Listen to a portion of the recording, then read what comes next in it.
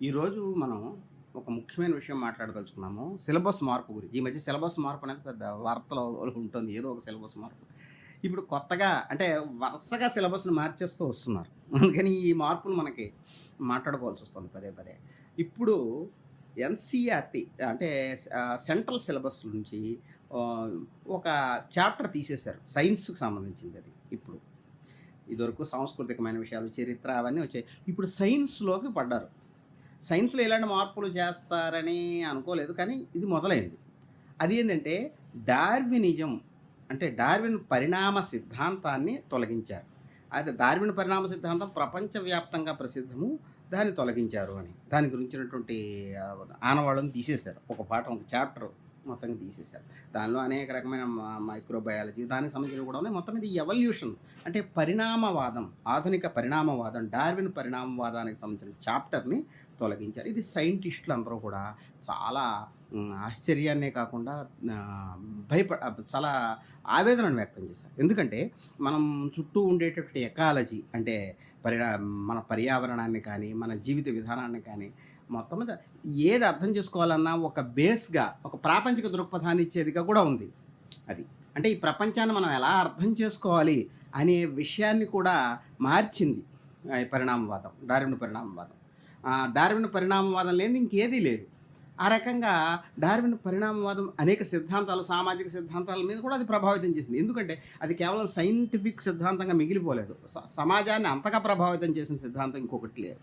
దీని మీద పెద్ద ఘర్షణ జరుగుతూ వచ్చింది. ఇది నాకు ఆశ్చర్యం. ఇప్పుడు వెంటనే డార్విన్ పరిణామవాదాన్ని సిలబస్ నుంచి తొలగించారు అనగానే నాకు తట్టినటువంటి ఐడియా ఏంటంటే దీనికి అమెరికాలోని క్రైస్తవ మిషనరీలు, క్రైస్తవ సంస్థలు అబ్బో! మనం చేయలేని పనిని ఇండియా చేసింది. హిందూ ప్రభుత్వం చేసింది. మన క్రైస్తవులందరూ క్రైస్తవ మతం రుణపడి ఉండాలని భావిస్తారేమో అనిపిస్తుంది. ఎందుకంటే అసలు ఈ ఘర్షణ పరిణామవాదంతో పెద్ద ఘర్షణ పడింది మనం కానే కాదు. ఇప్పుడు ఘర్షణ పడలేదు మనం, మన దేశం. ఇది ప్రధానంగా పాశ్చాత్య దేశాలు, ముఖ్యంగా అమెరికాలో ఇది పెద్ద యుద్ధంగానే ఉంది. క్రియేషనిజం అండ్ ఎవల్యూషనిజం ఈ రెండిటి మధ్య అక్కడ ఎప్పటినుంచో వార్ ఉంది. అక్కడ క్రియేషనిజాన్ని స్కూళ్ళలో రద్దు చేశారు. అంటే భగవంతుడు 7 రోజుల్లో ఈ సృష్టి చేశాడనేటటువంటి బిబ్లికల్ అంటే భగవంతుడు సృష్టించాడు ఒక రకంగా చెప్పాలి. అది ఎప్పుడు సృష్టించాడు? ఒక ఒక 1000 సంవత్సరాల క్రితం సృష్టించాడు. మరీ ఎక్కువ లేకపోతే కొన్ని వేల సంవత్సరాల క్రితం భగవంతుడు సృష్టించాడు. అది మరీ కాలం కూడా కోట్ల సంవత్సరాలు కాదు. అప్పుడు సృష్టించాడు. అనేది ఇప్పటికీ నోమ్ చామ్స్కీ అంటాడు. అమెరికాలో ఎక్కువ శాతం మంది ఇప్పటికీ సృష్టి కొన్ని వేల సంవత్సరాల క్రితం, ఒక 4000 సంవత్సరాల క్రితం ఈ సృష్టి మొదలైందని నమ్ముతారు. మనం ఇంకా భారతం 5000 సంవత్సరాలు ఇంకా మన కాలాన్ని వెనక్కి సాగదీస్తాం. కానీ వాళ్ళు కొన్ని వేల సంవత్సరాల క్రితం మాత్రమే సృష్టి జరిగింది.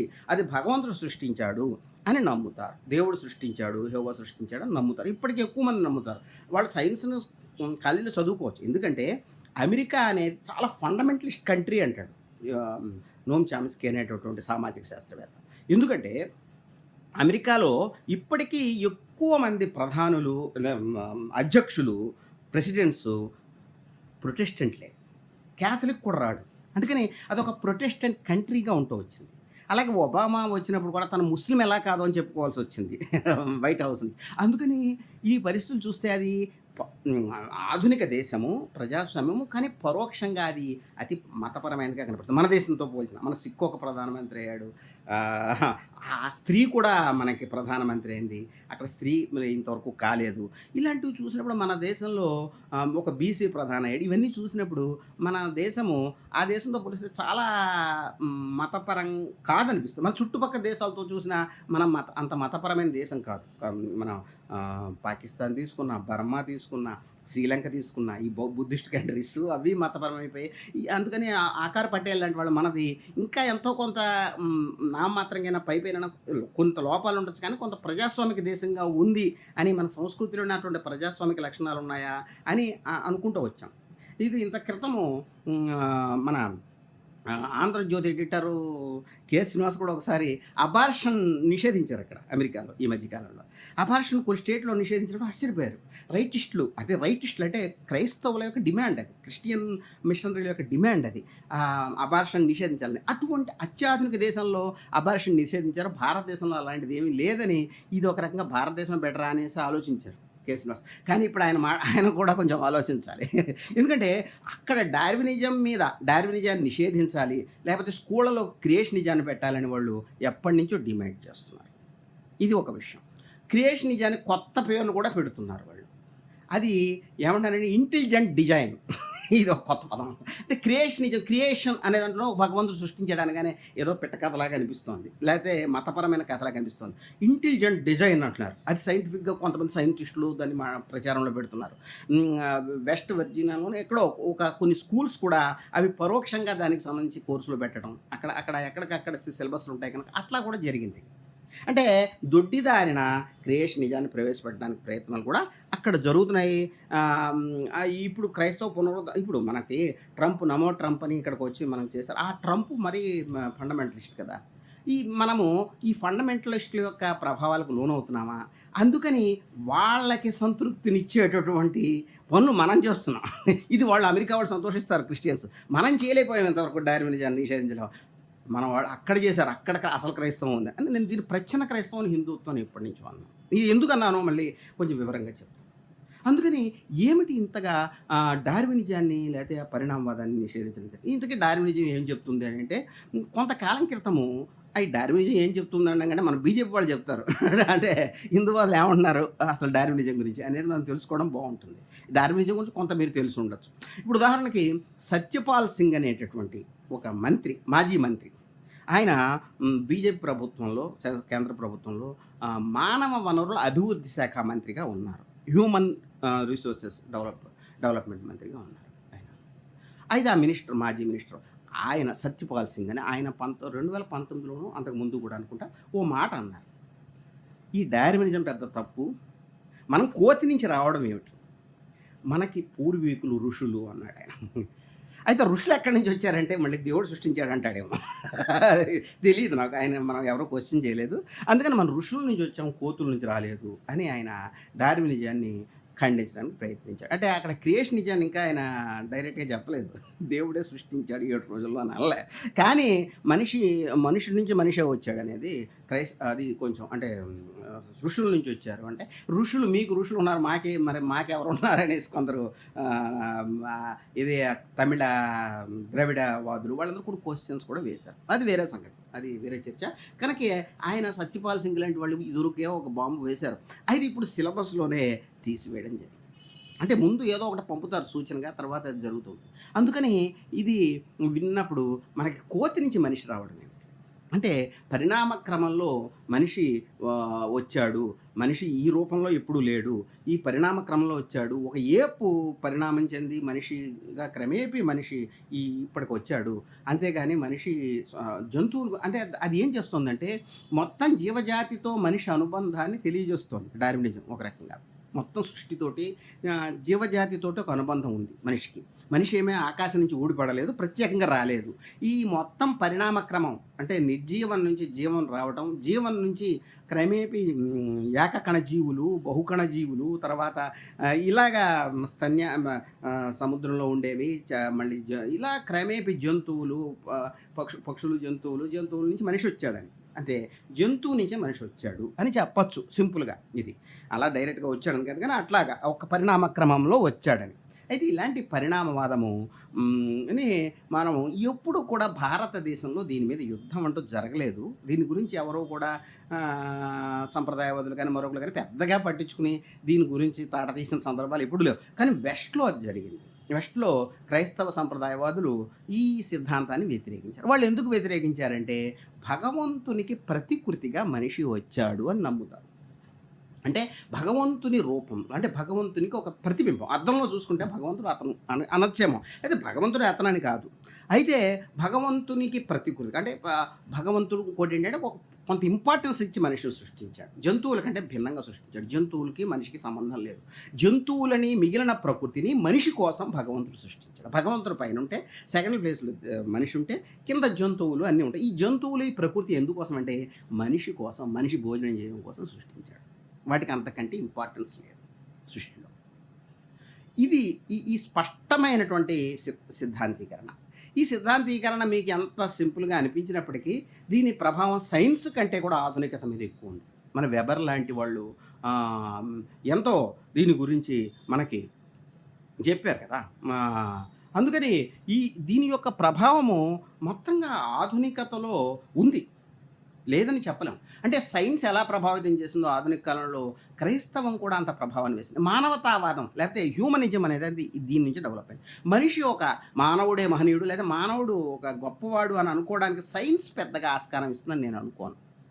ఎందుకంటే సైన్సు ఒక పరిణామ క్రమాన్ని చెప్తుంది. దాంట్లో ఎన్నో జీవులు చనిపోయే మనిషి బతకడం కోసం అనేక జీవులను చంపేశాడు. ఈ పరిణామాన్ని అందరినీ మనం అంగీకరించాలి. అలాగే మనిషి కూడా అంతరించిపోవచ్చు, సైన్స్ ఏమేమి హామీ ఇవ్వదు కనుక. ఇంకా చెప్పాలంటే ఈ పరిణామవాదం కూడా చెప్తుంది. ఒకసారి డైనోసార్స్ కొన్ని కోట్ల సంవత్సరాలు జీవించాయి, అవి లేకుండా పోయి ఉంటున్నాయి. అలాగే మనిషి కూడా లేకుండా పోవచ్చు. విశ్వంలో జరిగే అనేక పరిణామాల్లో భాగంగా మనిషి అంతరించిపోవచ్చు. కనుక మనిషికి సంబంధించిన ఒక ఆశావాదాన్ని ఏది సైన్స్ ఇవ్వదు. అందుకని సైంటిస్టులు కొంచెం తీతు పక్షులు పట్టల్లాగా కూస్తూ ఉంటారు. అసలు ఈ నాగరికత నిలుస్తుందా, ఏమైపోతుంది ఈ పరిణామ క్రమంలో అని స్టీఫెన్ హాకింగ్ కానీ, ఈ పర్యావరణ ముప్పు కానీ, ఏఏ కానీ, ఆర్టిఫిషియల్ ఇంటెలిజెన్స్ కానీ ఇవన్నీ వచ్చినప్పుడు ఏమైపోతాడని మాట్లాడుతూ ఉంటారు వాళ్ళు. అంతేగాని ఇటువంటి ఆశావాదాన్ని కల్పించరు. కానీ క్రైస్తవం ఆశావాదాన్ని కల్పించింది. అది ఏమిటంటే మనిషి సృష్టిలో చాలా ప్రత్యేకమైన దేవుడు సృష్టించాడు అనేది మనిషి ఒక ప్రత్యేకతని ఇచ్చింది. ఇది మానవవాదం, హ్యూమనిజం పుట్టింది. అలాగే ఒక గొప్ప పరిపాలన వస్తుంది ఏనాటికి ఒకనాటికి, క్రీస్తు పరిపాలన. దాంతో అన్ని లోపాలు సమాజంలో సరిదిద్దబడతాయనేది సరే. భౌతికంగానే కమ్యూనిస్టులు, ముఖ్యంగా మార్క్స్ ఒకనాటికి మంచి సమాజం ఒకటి వస్తుంది అనేంతవరకు దారితీసింది. ఇది క్రైస్తవంలో దాని మూలాలు ఉన్నాయి. అందుకనే మార్క్స్ ఇప్పుడు ఇండియాకు వచ్చేప్పటికి అటువంటి మానవవాదం లేదు. మనం ఇప్పుడు తొందరపడిపోయి డార్వినిజాన్ని ఖండించడానికి మనకి అవకాశం లేదు. ఎందుకంటే అటువంటి మానవవాదం అంటే భగవంతుడు మానవుణ్ణి ప్రత్యేకంగా సృష్టించాడనేది ఏదీ లేదు. ఎవడి కర్మ ప్రకారం వాడు పుడతాడనేది ఉంది.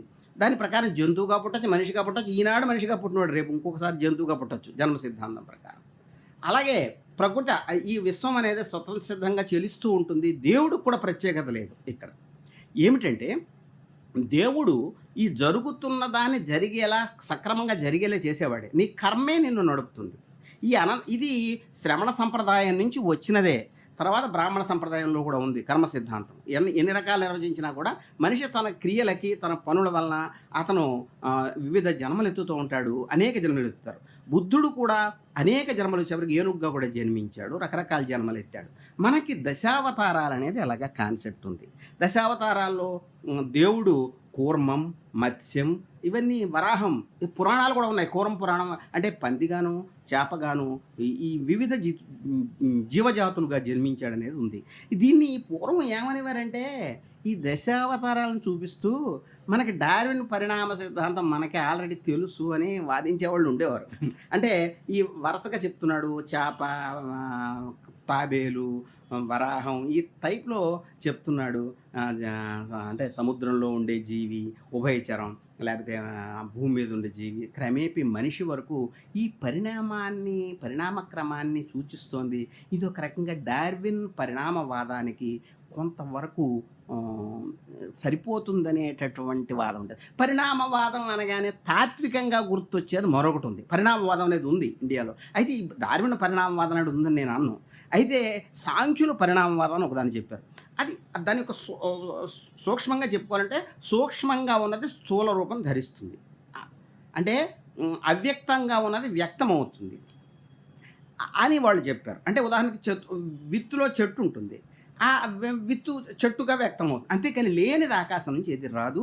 దీనికి కర్త కూడా లేదని వాళ్ళు చెప్పారు. కర్త ఉంటే వాడికి ఇంకో కర్త ఉండాలి అని వాళ్ళు అన్నారు. మీమాంసకులని వేద యజ్ఞాదుల మీద ఆధారపడిన వాళ్ళు కూడా వాళ్ళు కర్తని అంగీకరించలేదు. ఈ అనాదిగా సృష్టి ఇలాగే ఉందని నైతిక జగత్ అని వాళ్ళు అప్పట్లోనే చెప్పారు. ఇప్పుడు వేదాంతులైనా, పురాణాలు కూడా ఏం చెప్తాయంటే, బ్రహ్మ కూడా ఒక అనేక కల్పాలకు అనేక బ్రహ్మలుంటారు. అంటే కొంత టైమ్‌ని పీరియడ్ అంటే కొన్ని కోట్ల సంవత్సరాలకు ఒక బ్రహ్మ ఉంటాడు. అతను ఈ సృష్టిని కొనసాగిస్తూ ఉంటాడు. అయితే వాళ్ళ కర్మల ప్రకారమే కొనసాగిస్తాడు. మన కొత్తగా సృష్టించడు.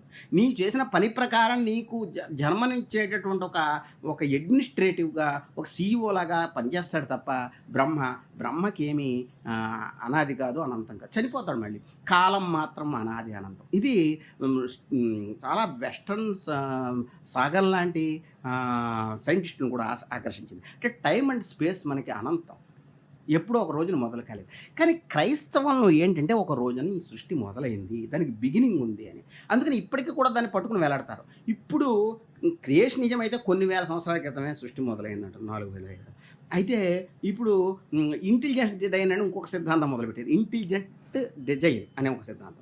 ఆ సిద్ధాంతం కూడా క్రైస్తవులే కొంచెం తెలివిగా సైన్స్ చొచ్చుకురావడంతో ఇంత తక్కువ టైంని స్పేస్‌ని అట్టే పెట్టకుండా ఇప్పుడు బిగ్ బ్యాంగ్ లాంటివి ఎప్పుడో ఒక రోజున మొదలైందని చెప్తున్నారు కదా! సృష్టి బిగ్ బ్యాంగ్ ఏదో జరిగి, ఆ ముందు టైము స్పేసు అంతా ఖాళీ కదా!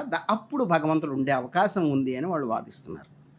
అందుకని భగవంతుడి సృష్టిని మొదలెట్టాడు. కానీ కొన్ని కోట్ల సంవత్సరాల క్రితం బిలియన్, ట్రిలియన్ ఏదో పెట్టుకోండి. అంతేగాని భగవంతుడు సృష్టించాడు. భగవంతుడు అంటే మనం అనుకున్న రూపంలో ఉండకపోవచ్చు. అదొక ఇంటెలిజెంట్ బీయింగ్‌గా ఉండొచ్చు. అతను సృష్టించేశాడు. ఏవో ఇలాంటి సిద్ధాంతాలు చేసి మొత్తం మీద ఒక కర్తని అంటే క్రియేటర్‌ని నిలపటం కోసం చాలా ప్రయత్నాలనేటివి జరుగుతూ ఉన్నాయి. ముఖ్యంగా అన్ని శాస్త్రాల కంటే జీవశాస్త్రమే ఎక్కువ క్రైస్తవాన్ని ఇబ్బంది పెట్టింది. మనిషి యొక్క స్థానం భూమి మీద ఇది దేవుడితో లింక్ అయి ఉంది. దాన్ని మొత్తం బద్దలు చేసింది గాడ్ ఈజ్ డెడ్ అని నీషే అనటం. ఇవన్నీ కూడా చాలా వాళ్ళని భయపెట్టాయి, మనల్ని భయపెట్టాయి. మనకి అనంతం అనాలి అంటారు. దేవుడు కూడా మరీ అంత సృష్టికర్తకి ఇంపార్టెన్స్ లేదు ఇండియాలో. బ్రహ్మకి ఏమి ఇంపార్టెన్స్, ఎవడో గుడి కట్టడు. సృష్టికర్త ఎవరు? బ్రహ్మ అంటారు. కానీ సృష్టికర్తకు గుడి కట్టరు మన వాళ్ళు. చూడండి, ఇంకా శివుడికి గుడి కడతారు నాశనం చేసేవాడికి. ఇది ఎంత విచిత్రం ఇండియన్ ఫిలాసఫీ. ఇది ఎవరికి అర్థమవుతుంది? ఇంత అద్భుతమైన ఫిలాసఫీని ఏం చేస్తున్నారు వీళ్ళు? క్రిస్టియన్ ప్రచ్ఛన్న క్రైస్తవంగా మార్చేస్తున్నారు హిందూ వారు. వాళ్ళు చేసేస్తున్నారు. అయితే మీరు సిలబస్లు ఏం మార్చినా సిలబస్ల మీద ఆధారపడి లేదు ఇండియా. అది గుర్తుంచుకోండి. స్కూళ్ళ మీద ఆధారపడి లేదు. సామాన్య జనము మాత్రము ఏమీ ఘర్షణ పడరు డార్వినిజం. ఎందుకు ఘర్షణ పడడానికి ఏముంది? డార్వినిజంతో ఘర్షణ లేదు. డార్వినిజం ఎప్పుడో గాంధీ అన్నది ఎక్కడో చదివాను నేను. ఇది కొంత అనేకాంతవాదం అంటే అనేకాంతవాదం అని, జైన అనేకాంతవాదాన్ని అక్కడ గుర్తు చేస్తాడు. జైన అనేకాంతవాదం ఏం చెప్తుందంటే, ప్రతిదాన్ని ఉంది లేదు లేకుండా ఉంది అని బహుళంగా చూడొచ్చు అని చెప్తుంది. బహుళంగా అంటే భిన్న, ఒకే వస్తువును నువ్వు ఇక్కడ ఉంది మరొక చోట లేదు అని చెప్పచ్చు. ఉంది అన్న మాత్రం లేదు అని కూడా చెప్పచ్చు. మరొక చోట లేదు. ఇక్కడ ఉంది అంటే అర్థం ఏంటి? మరో చోట లేదని. లేదని కూడా అదే సమయంలో చెప్పచ్చు. ఉంది లేదని చెప్పచ్చు. అంటే ఇక్కడ ఉండి మరొక చోట లేదు కనుక ఉంది లేదని చెప్పచ్చు. ఇది ఉదాహరణగా చెప్తూ, ఇప్పుడు మనిషిని చెప్పడం కోసం జంతువుని తక్కువ చేయాల్సిన అవసరం లేదు. మనిషిలో జంతువు ఉండొచ్చు. మనిషి వీడు అన్నంత మాత్రం వాడు జంతువు కాదు అని కాదు. వాడు జంతువు మనిషి కూడా అని ఫిలాసాఫికల్గా మనం చెప్పచ్చు. అలా చెప్పడం ద్వారా చాలా భిన్నంగా మనం ప్రపంచాన్ని అర్థం చేసుకోవచ్చు అని అనేకాంతవాదం చెప్తుందని ఆయన చెప్తాడు. అద్వైతం కూడా అది చెప్తుంది. ఈ సృష్టి భగవంతుడైనా అనొచ్చు, లేకపోతే సృష్టి అని అనొచ్చు. ఒక వ్యావహారిక సత్తాగా నువ్వు వ్యావహారికంగా ప్రాక్టికల్గా చూసినప్పుడు ఇది ప్రపంచంగా కనపడుతుంది. నువ్వు ఆధ్యాత్మికంగా వెళ్ళినప్పుడు దేవుడుగా అని ఒక్కొక్క దాన్ని భిన్నంగా చూడడం మనకి ఎప్పటి నుంచో ఉంది. ఎవరో ఒక కమ్యూనిస్ట్ మిత్రుడు ప్రశ్న వేశాడు. ఏమండి, మీరు జంతువుకి కంటే మనిషికి ప్రత్యేకతనేమి భారతీయ సంస్కృతి చూపించదు, మనిషి జంతువే అని చెప్పడానికి ఏం పెద్ద సందేహించదని మీరు అంటున్నారు. అది ఎట్లాగా మరి? జంతువున నరజన్మ దుర్లభం అన్నారు కదా అని. జంతువులలో నరజన్మ కష్టమైనది అన్నారు. అంటే మనిషి జంతువే అని కూడా దాంట్లో ఉంది. నరజన్మ గొప్పది కావచ్చు, మీరు గొప్పది అనుకోవచ్చు, కానీ జంతువులలో అది కూడా జంతు జన్మే అని దాంట్లో సూచన ఉంది. జంతువున నరజన్మ దుర్లభం ఉండాలి. అందుకని మనము పరిణామవాదాన్ని చూసి అడిలిపోయి మేము ఋషుల నుంచి నువ్వు ఈ రోజున ఋషుల నుంచి వచ్చావు, మనిషిగా పుట్టావు కనుక రేపు జంతువుగా పుట్టావు అనుకో, అప్పుడు అంటే మనిషి అలా ఎందుకు పుడతానండి నేను అని నువ్వు అడగచ్చు. నువ్వు పురాణాలు నమ్ముతావా? అయితే చెప్తా విను. భాగవతంలో కథ ఉంది, జడభరత ఉపాఖ్యానం. జడభరతుడు అనేటటువంటి ఋషి ఒక లేడీ పట్ల తీవ్రమైన పెంపుడు జంతువు పెంచుకుంటాడు. దాని మీద తీవ్రమైన ప్రేమతో చచ్చిపోతాడు. దాని గురించి ఆలోచిస్తూ చచ్చిపోతాడు. ఆలోచిస్తూ చచ్చిపోవడం వలన, ఆ అనుబంధం వలన అతను ఏమవుతాడంటే తర్వాత జన్మలో లేడీగా పుడతాడు. ఇదేమిటి? అందుకని క్రైస్తవంలోలా ఒక మనిషిగా పుడితే వాడు మనిషి అవుతాడనేది ఏమీ భారతీయ తత్వంలో లేదు. ఇతర జీవులన్నిటితోటి మనిషి ఇంకా ఏముంటాడు? మనిషి ఆకాశంలో ఏం కూర్చుని ఉండడు. జంతువుల్లో ఒకడే. అయితే మరి ఈ డార్వినిజం మీద ఇంత భయం ఆధునికులకి ఎందుకు పట్టుకుంది? ఈనాడు దాన్ని నిషేధించాల్సిన అవసరం ఎందుకు వచ్చింది? ఇది అసలైన ప్రశ్న. ఇది అసలైన ప్రశ్న. ఎందుకని మనం సమాధానం చెప్పుకోవాల్సి వస్తుంది? డార్వినిజం మీద కాదు, డార్వినిజాన్ని మేము ఒప్పుకోం. అంత ప్రత్యేకంగా డార్వినిజం మీదే మనం కూడా పడాల్సిన, క్రైస్తవులు పడ్డారంటే చెప్పాను, వాడు మానవుడికి ఒక ప్రత్యేకతను ఇచ్చారు సృష్టిలో, కనుక అది డార్వినిజం దెబ్బతీస్తుంది కనుక వాళ్ళు భయపడ్డారంటే అర్థం ఉంది. నీ పురాణాల్లో నువ్వు దేవుణ్ణి జంతువుగాను పూజిస్తావు, అన్నీ చేస్తావు, మళ్ళీ ఎందుకు భయపడుతున్నావు? ఇదేమిటి కారణం? ఇది నేను ఈనాడు కొంత చెప్పదలుచుకున్నాను. ఈ భయానికి ఒక కారణం ఉంది. ముఖ్యంగా క్రైస్తవ మిషనరీలు భారతీయులు జంతు పూజను చేస్తారు, చెట్లని పూజిస్తారు, ప్రకృతిని పూజిస్తారు. వీళ్ళు ప్రకృతి పూజారులు. మనిషికి దీనిలో స్థానం తక్కువ అని దాని యొక్క ప్రతిధ్వని ఈనాడు వినపడుతోంది. మనిషిని పట్టించుకోరు, జంతువులను పట్టించుకుంటారని కొంతమంది ఈనాటికి విమర్శిస్తూ ఉంటారు. వాళ్ళ కుల వ్యవస్థలో అది ఉందని మరో రూపమైన విమర్శ ఈనాడు వినపడుతోంది. ఈ విమర్శ క్రిస్టియన్ మిషనరీలు మనకు వచ్చిన కొత్త ఆలోచనలన్నీ క్రిస్టియన్ మిషనరీలవే, సైంటిస్టులు కూడా కాదు. ఇది కమ్యూనిస్టులతో సహా. ఇది నేను ఎందుకు ఉదాహరణతో చెప్తా. క్రైస్తవం యొక్క ప్రాధాన్యత తక్కువ చేయకూడదు. ఈనాడు ఇది కూడా క్రైస్తవానికి సమాధానమే. ఎందుకని మనం ఎందుకని డార్వినిజాన్ని అంత భయపడుతున్నాం అంటే, ఎందుకని హిందూవాదులు దాన్ని నిషేధించుతున్నారు అంటే దానికి కారణం ఉంది. అలాగా భారతీయులు జంతు పూజారులు, జంతువుల్ని పూజిస్తారు, చెట్లని పూజిస్తారు, పక్షుల్ని పూజిస్తారు. వాళ్ళు మనిషికి తక్కువ స్థానం ఇచ్చారు. దీనివల్ల వాళ్ళు డెవలప్ కాలేకపోయారని క్రిస్టియన్ మిషనరీలు భావించారు. మార్క్స్ కూడా ఇదే అన్నాడు. కార్ల్ మార్క్స్ కమ్యూనిజాన్ని స్థాపించిన కార్ల్ మార్క్స్ కూడా ఈ మాట అన్నాడు ఇండియా గురించి. ఆయన సొంతంగా అన్నాడని నేను అన్ను. అంత క్రితం కలోనియలిజం యొక్క ఇంపాక్ట్ ఆయన మీద ఎంతగా ఉంది. కలోనియల్ ఇంటర్ప్రిటేషన్స్, వ్యాఖ్యానాలు, క్రిస్టియన్ల యొక్క వ్యాఖ్యానాలు ఆయన మీద ఉన్నాయి. ఆయన కూడా ప్రొటెస్టెంట్ మతాన్ని స్వీకరించినటువంటి కుటుంబం నుంచి వచ్చాడు కనుక ఆయన ప్రొటెస్టెంట్ మతం అంటే ఒక సంస్కరణ మతంగా క్రైస్తవం నుంచి వచ్చింది. ఇప్పుడు ఆయన మానవవాదం వెనక కూడా అది ఉంది. ఆయన హ్యూమనిజం వెనక కూడా అది ఏమిటో చెప్తా. ఇండియా గురించి ఆయన ఒక విమర్శ చేశాడు. అది ఏమిటంటే, వీళ్ళు జంతువుల్ని పూజిస్తారు. సేమ్ అదే అన్నాడు. గోవుని, కోతిని పూజిస్తారు. వీళ్ళు హనుమంతుడి పేరుతో కోతిని పూజిస్తారు. వీళ్ళు ప్రకృతిపై ఈ మతం, ఈ హిందూ మతం అనేది ప్రకృతి పైన సార్వభౌముడైన మనిషిని ప్రకృతి స్థాయికి దిగజారుస్తోంది అని ఆయన భయపడ్డాడు, ఆయన వ్యాఖ్యానించాడు. అందుకని భారతీయుల మత విశ్వాసాలు మనిషిని ఎదక్కుండా కిందికి లాగేస్తున్నాయి అని. దీనికి మరి సమాధానం ఏమిటి? క్రియేషనిజం బైబిల్లో ఒకటి చెప్తాను. మనిషి ప్రత్యేకమైన వాడు, అతను ప్రకృతితో ఏమి సంబంధం లేదు, ప్రకృతి పైన సార్వభౌముడు అని చెప్పే మతం క్రైస్తవం. ఆ దృక్పథం క్రైస్తవం నుంచి వచ్చింది. అందుకని మార్క్స్ ఈ మాట అనడానికి కారణం అదే. అయితే 2017 ఇప్పుడు ఒకసారి అమెరికాలో కాలిఫోర్నియా స్టేట్లో కొంతమంది హిందువులు కోర్టుకి ఎక్కారు సిలబస్ల గురించి. దానిలో వాళ్ళు అన్నది ఏంటంటే, హిందువుల్ని అవమానిస్తున్నారు, కొంత తక్కువగా చూస్తున్నారు అనేసి వాళ్ళు కోర్టుకి వెళ్ళారు. ఆ కోర్టుకి వెళ్ళిన దాంట్లో ఒకటి ఉంది, సిలబస్లో ఉన్న ఒక మాట ఉంది. హనుమంతుడు ఎక్కడ చూసినా కూడా, రాముడు ఎక్కడున్నా హనుమంతుడు ఎక్కడ ఉంటాడు, వీడు కోతి కదా ఇది అలాంటి వ్యాఖ్యానం ఉంటుంది దాంట్లో. అంటే జంతువు. ఇప్పుడు అందుకని మనకి ఈ జంతువు అంటే భయం పట్టుకుంది ఆధునిక కాలంలో. మనిషి వ్యక్తి ప్రత్యేకమయ్యే కొలది ఆధునిక కాలంలో మనిషికి ఒక ప్రత్యేకత వచ్చింది. మనిషి బుద్ధి వికాసం చాలా పెరిగింది. దాంతోపాటు మనిషి సొంతంగా తను సాధించగలడు, ఈ భూమి మీద, ఈ ప్రకృతి మీద సాధించగలడు, గ్రహాంతరాలకు వెళ్ళగలడు, ఇది నిర్మించగలడు, తన జీవితాన్ని తనని శాసించుకోగలడు. మనిషి ఒక ప్రత్యేకమైన వాడు, ఇతర జీవుల్లాగా, ఇతర జంతువుల్లాగా కాదు, ఈ భూమిని, ప్రకృతిని శాసించే శక్తి మనిషికి ఉంది అని మనిషిని నమ్ముకోవాలి. మన వ్యక్తిత్వ వికాస పాఠాలు ఇవన్నీ ఇవే. ఇలా మానవ వ్యక్తి ఆవిర్భవించాక జంతు పూజ గురించి మార్క్స్ భయపడ్డాడు ఇండియా గురించి, మనం కూడా భయపడ్డాం. అందుకని హిందుత్వ ప్రచ్ఛన్న క్రైస్తవం అంటే నేను దీన్ని విమర్శగా చెప్పట్లే. మన కమ్యూనిస్టులు కానీ, రైటిస్టులు, లెఫ్టిస్టులు అందరూ కూడా భయపడుతున్నారు. భారతీయ సంస్కృతిలో జంతు పూజ, జంతువుతో మనిషికి ఉన్న సంబంధం కట్ చేసేయాలి, సర్జరీ చేయాలి.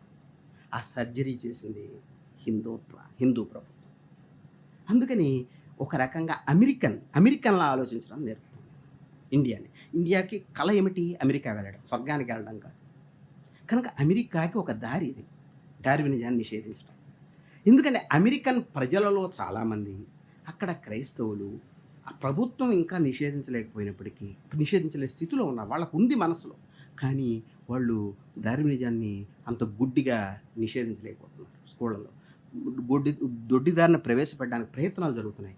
క్రైస్తవం యొక్క ప్రభావంతోనే ఈ ఏమంటారు కొన్ని నిషేధాలు చేస్తున్నారు, అబార్షన్ లాంటివి.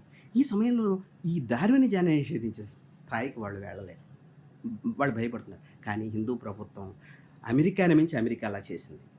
ఎందుకంటే మోస్ట్ కార్పొరేట్ ఇది ఈ ప్రభుత్వం. కనుక ఆ కార్పొరేట్ ఆలోచనలతో క్రైస్తవమే మూలము అనేటికి అని తెలుసుకుంటుంది ఇది.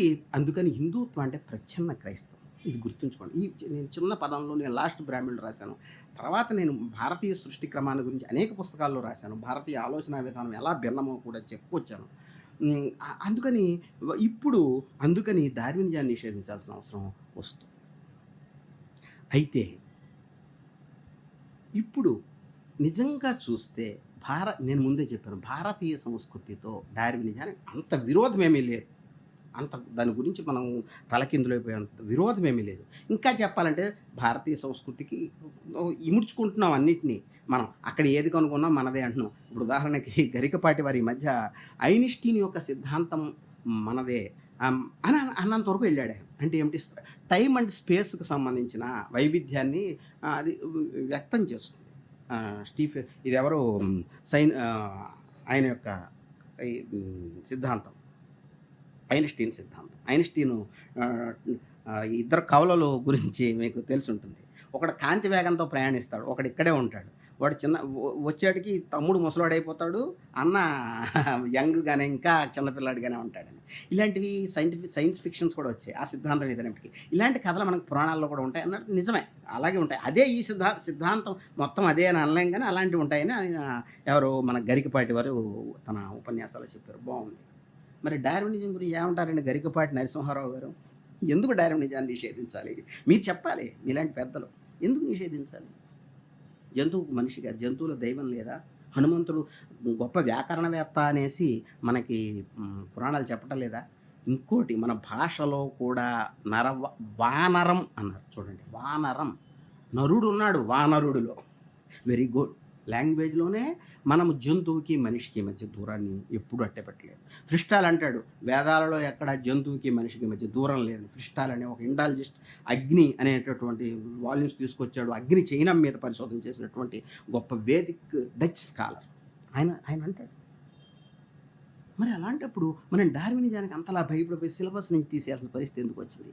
We are Americanise, we are Christianise. అందుకనే భయపడుతున్నాం. మార్క్స్ అదే భయపడ్డాడు. జంతు పూజలో భారతీయులు కూరిపోయారు. ఆ జంతు పూజ నుంచి మనం, అలాగే క్రిస్టియన్ మిషనరీలు భయపడ్డారు. ఆ వాళ్ళ భయాన్ని మనదిగా చేసుకుని మనం సమాధానాలు ఇచ్చుకుంటున్నాం, లేకపోతే ఏమీ లేదు. అందుకని ఈ స్టీఫెన్ ఇది ఇతర సైన్స్ అంతా కూడా మన పురాణాల్లో ఉందని చెప్పేవాళ్ళు డార్వినిజం ఉందని చెప్పమనండి గరికపాటి నరసింహారావు గారిని కూడా. నేను అడుగుతున్నా, ఎందుకు లేదు? జంతువులు మనం పూజించట్లేదా? జంతువుగా దేవుడు లేడా?